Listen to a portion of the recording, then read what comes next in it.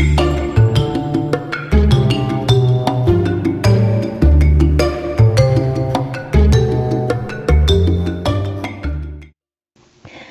everyone, welcome back to part 4 of the Book One Cozies Club chapter by chapter for Guidebook to Murder, the first book in the Tourist Trap Mystery series by Lynn Cahoon. I'm Di, and this is my audio-only reading vlog for this book. Today, I will be reading chapters 13 through 16 and sharing my thoughts with you along the way. Due to the nature of this reading vlog, there will be spoilers, so if you haven't read these chapters yet, I suggest that you not listen to this recording until you have.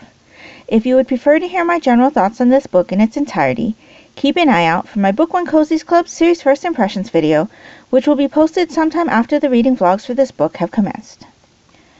So how is everybody doing this evening? I am doing okay.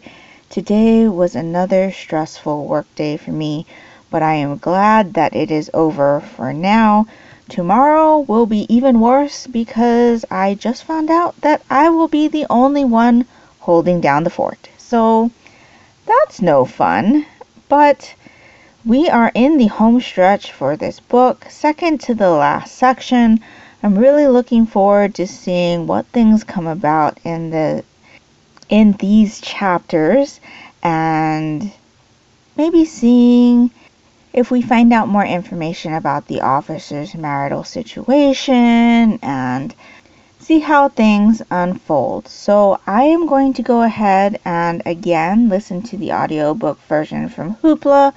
I am going to knit on my dad's socks and unwind a bit, and so I'm going to dive into chapter 13 right now, and I will be back with you in a bit.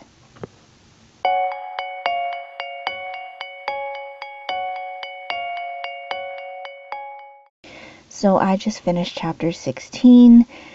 Interesting turn of events. Definitely not something that I was expecting from this story.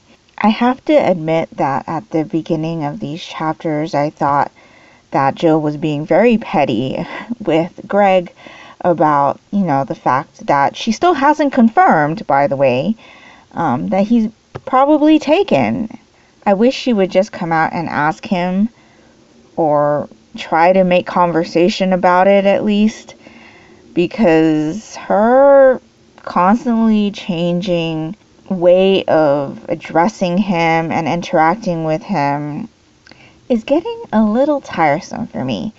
I don't really like the fact that she was taking it out on him. At least that's how it sounded to me. Again, because I am listening to the audiobook, my thoughts are flavored by how the narration is presented to me, and that's how it sounds to me. It sounds like she was being petty about the fact that he may have been, coming on to her, and yet he was taken and unavailable. And so, yeah, I didn't like that too much. I also thought that she was being kind of dumb with the fact that, she's had an unexpected visitor, not once, but 3 times. And she still doesn't check, her door before opening it. She doesn't check the caller ID before she answers the phone.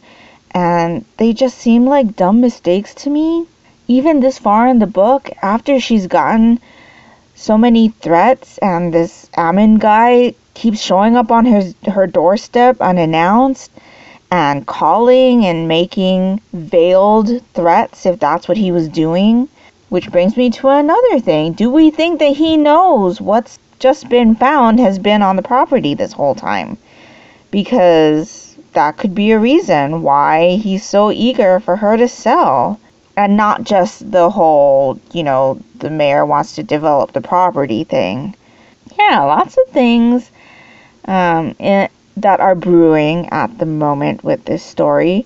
Like I said, I wish she would just confront Greg about his relationship to Sherry, but things are as they are, and we have one more section of this book. So yeah, general thoughts are that I wasn't too happy with Jill and her actions, but I still found the things that happened in this section interesting in regards to this historical aspect being brought up. I'm also interested to know if what Ammon had told Jill about her aunt's financial status, if that was true or not. How would he even find that out? Maybe he heard something through the grapevine.